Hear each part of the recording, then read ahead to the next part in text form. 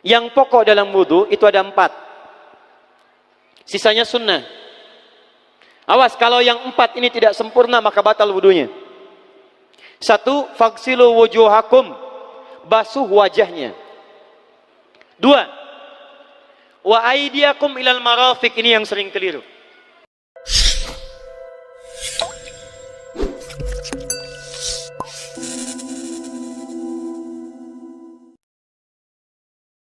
Kalau sholat kamu ingin sempurna, maka sempurnakan dulu wudunya. Awas, hati-hati bu ya, bu. Lihat baik-baik. Kata para ahli hadis, kenapa Nabi mengajarkan wudu dulu? Padahal orang ini yang salahnya sholatnya. Kenapa wudunya yang diajarkan? Kata para ahli hadis, ini menunjukkan ada kaitan antara wudu dengan sholat. Kalau orang benar wudunya, pasti benar sholatnya. Kalau orang wudunya salah, akan berdampak pada tidak sempurna sholatnya. Silahkan ibu cek, anak ibu wudunya seperti flash, cepat, kilat. Secepat kilat, itu pasti menunjukkan sholatnya bermasalah. Nah sekarang bagaimana Nabi menunjukkan wudu yang benar? Yuk kita lihat pelan-pelan. Buka Quran surah ke-5 ayat ke-6, paling kiri sebelah atas. Ayo lihat sini, lihat. Kata Nabi, kalau sholatnya ingin sempurna dimulai dari wudu. Ya ayyuhalladzina amanu, kalimat wudu dibuka dengan kalimat iman. Idza qumtum ilas shalah, kalau kamu ingin sempurna dalam menunaikan salat, faghsilu wujuhakum, maka mulai dengan menyempurnakan wudu. Lihat baik-baik, saya tidak bermaksud mengajarkan, hanya mengulang kembali apa yang kita pelajari. Yang pokok dalam wudu itu ada 4. Sisanya sunnah.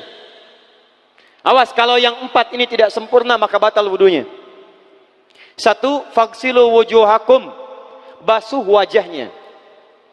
Kalau disebutkan wajah dalam bab wudu, itu tidak ada yang lain kecuali bagian tampak muka. Gitu ya. Kalau yang punya jenggot, itu termasuk janggutnya di selai-selai. Kalau bapak kalau tidak punya jenggot atau belum punya jenggot, tidak usah maksa. Karena sunnah dalam hadis jenggot itu sunnah merawat, bukan menumbuhkan. Silakan buka tentang babul liha, bab jenggot. Itu hadis-hadis tentang sunnah jenggot, sunnah merawat. Merawat bagi yang punya jenggot. Tapi yang tidak punya jenggot jangan dipaksakan. Beli arang, sok. Beli timun, tidak usah. Ya, tapi kalau ada jenggotnya silakan rawat dengan baik supaya menampakkan nilai-nilai kemuliaan. Tahan. Sekarang kita mulai. Bagaimana cara berwudu yang baik? Perhatikan baik-baik. Kata Quran, faghsilu, membasuh wajah. Kalimat Qurannya menggunakan kata ghasala.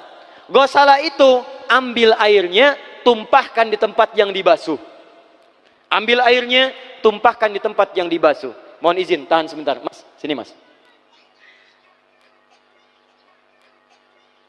Punten ya, yang kan bantosan, kadia sekedap. Sifat wudu cuma ada 3. 1, pakai keran. 2, pakai gayung. 3, air yang mengalir. Ya, seperti di sungai ada air mengalir itu nggak ada masalah. Tapi kalau menggunakan gayung atau semisalnya, Nabi itu diriwayatkan dalam hadis itu sangat menghemat air. Bahkan pernah beliau kemudian berwudu, kalau kita kemudian hitung itu hanya sejumlah pak, seaqua gelas pak, cukup. Atau yang kedua menggunakan keran ya. Kalau sekarang kita ada keran, contoh ini kerannya.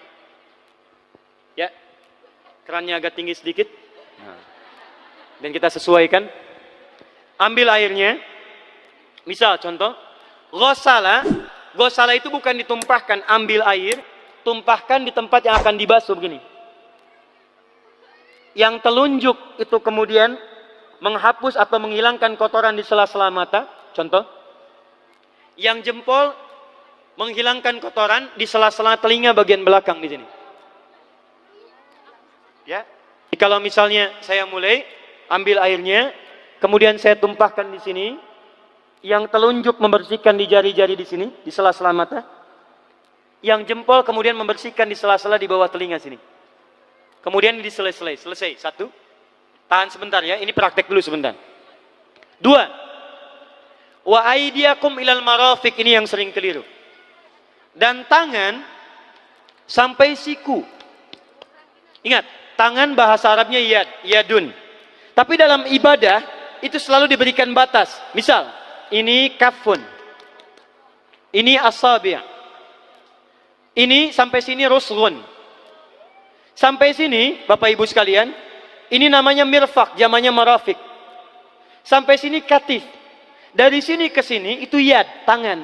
Dalam bab salat, bab wudu, bab ibadah, tidak pernah Al-Quran dan hadis menyebutkan tangan kecuali diberikan batasnya. Contoh, kita saat akan takbir, Allahu Akbar. Lihat An-Nasai nomor hadis 886.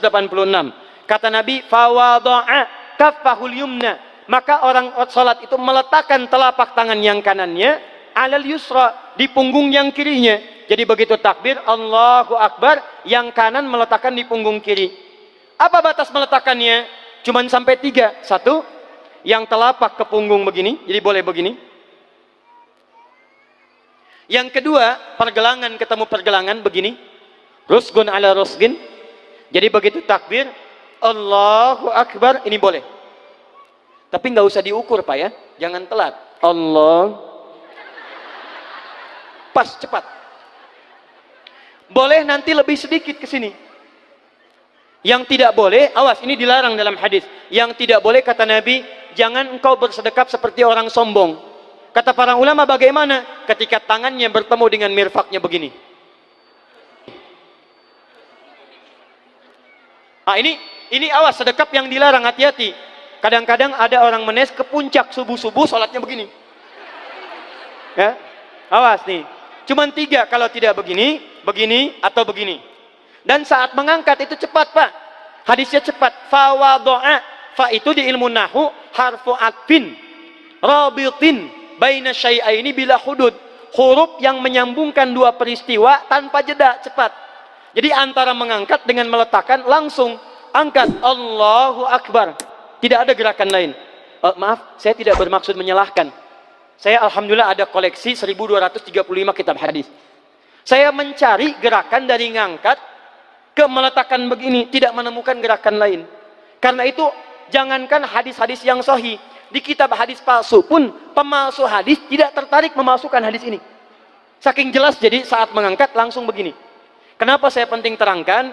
Karena ada sebagian saudara-saudara kita merasa tidak enak, Ustadz, kalau saya takbir masa kiri duluan, sedangkan kiri kurang bagus, yang bagus kanan. Saya mah pengennya begini aja lah, begitu takbir kanan duluan baru tutup dengan kiri. Jadi begitu diangkat, Allah, kanan masuk, kiri begini tutup. Kadang-kadang kaki naik dikit. Nah, itu maaf, saya tidak bermaksud menyalahkan, tapi saya belum menemukan hadisnya. Dan pemalsu hadis pun tidak tertarik memalsukan hadis ini karena saking jelasnya, angkat tutup. Jelas ya? Nah, sekarang lihat sini. Dalam bab wudu, bahasa Qur'annya mengatakan wa aidiakum ilal marafiq, dari tangan sampai siku. Ila dalam ilmu nahu harful ghayah, huruf yang menunjuk pada tujuan, batas dari ke. Ana minal an sa'adhab min Menes ila Bekasi. Saya setelah ini akan pergi dari Menes ke Bekasi. Jadi saya berangkat dari mana? Menes. Tujuannya kemana? Bekasi. Tujuan dalam bahasa Arab menggunakan ila, harfu ghayah, dari Menes ke Bekasi. Menes ila Bekasi. Dalam wudu, lihat, aidiakum ilal marafiq, ila sampai siku, bukan dari siku ke tangan. Jadi saat kita mengambil air wudu, ambil airnya, tumpahkan dari sini ilal marafiq sampai ke siku ke sini. Balikan lagi ke depan. Jadi bukan kerannya dibeginikan, sikunya dibeginikan, takut, bukan. Jadi bukan siku diteruskan ke bawah. Yang tepat itu ambil airnya, kemudian basuh dari sini sampai dengan ke sikunya. Hati-hati, ini ada maknanya. Dan jika benar di hadis Muslim, jika orang wudunya benar seperti ini, maka bersamaan dengan jatuhnya air wudu itu, jatuh pula dosa-dosa dan kotoran yang melekat pada anggota tubuhnya. Tidak cukup dengan amin, nanti kita lihat dulu. Teruskan, saya baru caranya dulu nih. Awas. 3. Wamsahu biru'usikum. Wamsahu, lihat, untuk wajah pakai gosala, basuh. Tangan gosala, basuh. Tapi ketika berpindah pada yang ketiga, wamsahu, berubah jadi masaha. Tahan sebentar ya. Calik. Duduk sini aja. Lihat sini. Ya, pilih. Duduk di sini atau ngapus. Ah, sudahlah. Datang sendiri, nulis sendiri, ngapus sendiri, luar biasa. Cuman di menes ini. Ini awas, ini penting ini Bu ya, penting. Saking pentingnya susah dihapusnya tuh. Dah sini aja. Masaha. Sudah. Masaha artinya mengusap. Kalau yang tadi membasuh, kalau masaha mengusap. Jadi yang ketiga ini tidak usah dibasuh. Jangan tumpahkan air di tempatnya, tumpahkan airnya kemudian usap tempatnya.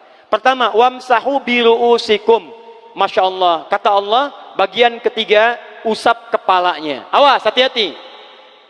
Tangan selesai pindah kemana? Bukan ke rambut, tapi kepala. Jadi dalam bab wudu yang diusap bukan rambutnya, kepalanya. Itulah keadilan Allah. Kalau yang diusap kepalanya, semua manusia yang hidup pasti punya kepala. Tapi kalau yang diusap rambutnya, ada ketidakadilan karena tidak semua orang punya kepala, punya rambut. Tuh. Nah, sekarang lihat sini. Ketika kita diminta mengusap kepala, bahasanya masaha. Masaha itu begini. Ini saya punten. Bismillah. Ini ya. Ambil airnya, tumpahkan, baru kemudian diusapkan ke kepalanya. Paham ya? Kalau yang ghasala, ambil, tumpahkan di tempat yang akan dibasuh. Tapi kalau masaha, hati-hati. Ambil airnya, tumpahkan, baru diusap. Jadi bukan diambil air, tumpahkan di kepala begini. Paham? Ah, tahan sebentar. Dan ini menggunakan huruf ba, Masya Allah. Ba, lihat, wajah tidak pakai ba, tangan tidak pakai ba, tapi khusus untuk kepala pakai ba. Wamsahu bi, huruf ba dalam ilmu nahu. Coba dibuka yang suka ngaji, buka kitab Bughnil Labib an Kutubil A'arib, halaman 29 sampai dengan 59. Di situ ada penjelasan karya Ibnu Hisham Al-Ansari.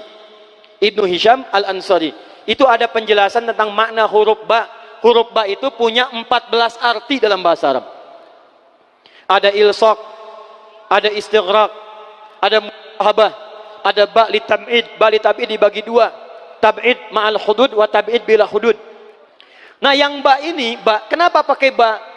Kata para ulama, dari huruf ba yang 14 ini ada 3 makna yang diterapkan dalam ayat wudu. Satu, istighraq. Istighraq itu membasuh keseluruhan. Jadi kalau kita ingin wudu, ambil airnya, tumpahkan, basuh keseluruhan dari depan sampai ke belakang begini. Balikan lagi. Yang kedua, at-tab'id ma'at tahdid. Sebagian tapi dengan batas. Kata Imam Asy-Syafi'i, di mana batasnya ubun-ubun? Diboleh kalau kita mau wudu, misalnya ibu tidak bisa membasuh keseluruhan. Sedang pakai kerudung misalnya, jilbab nggak bisa dibuka.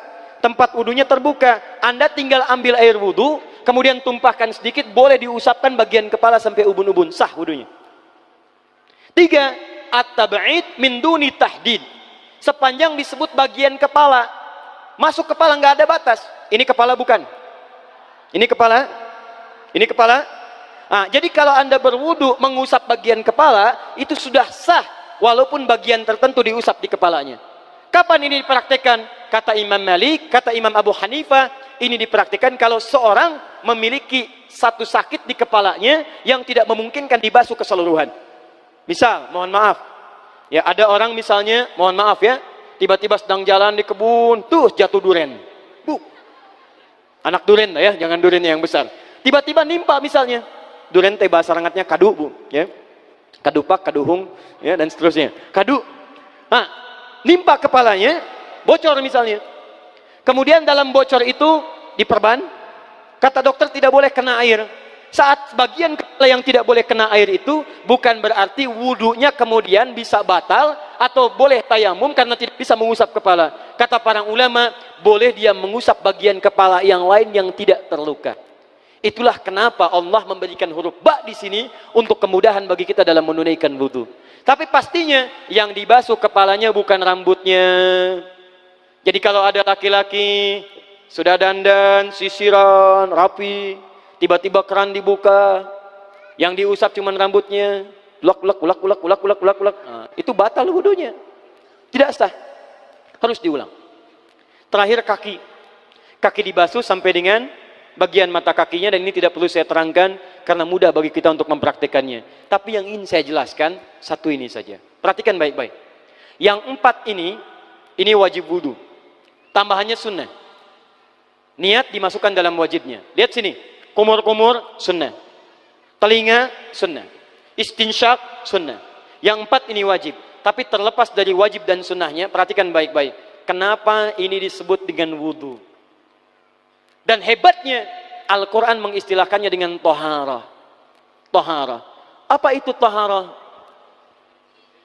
Apa itu suci? Toharah. Apa itu toharah? Suci.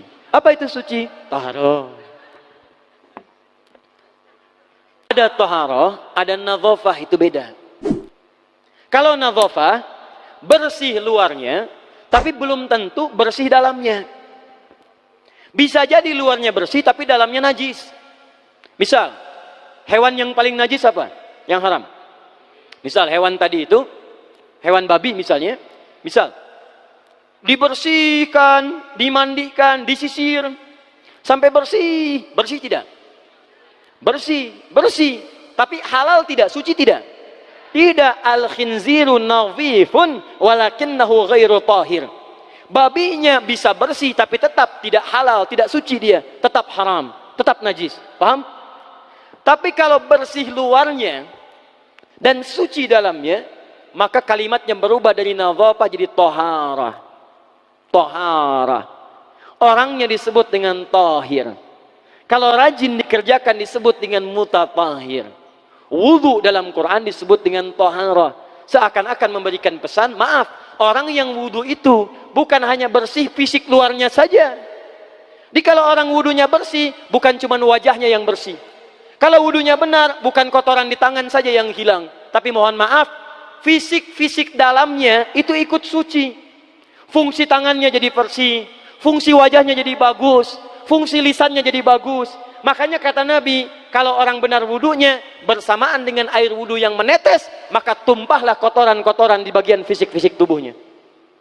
Jadi kalau kita benar wudunya kumur-kumur, kukumur, masukkan misalnya, masukkan, keluarkan, bersamaan dengan keluarnya air itu, maka kotoran-kotoran di lisan pun ikut keluar.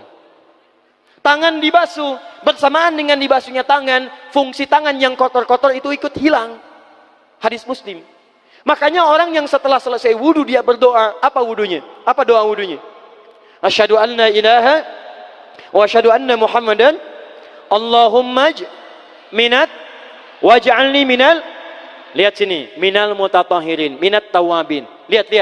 Bapak Ibu kan baru wudu, tapi kenapa doanya selesai tobat? Allahumma ja'alni minat tawabin. Ya Allah, jadikan saya termasuk orang tobat. Kita kan baru wudu, kenapa doanya baru selesai tobat?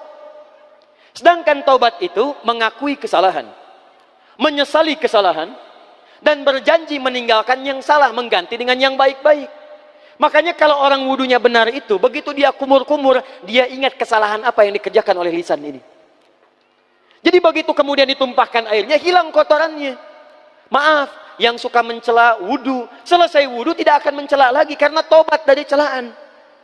Makanya kalau wudu Anda benar, coba ingat-ingat, siapa korban dari lisan Anda yang tajam itu? Apakah ibu Anda yang pernah menangis karena lisan Anda?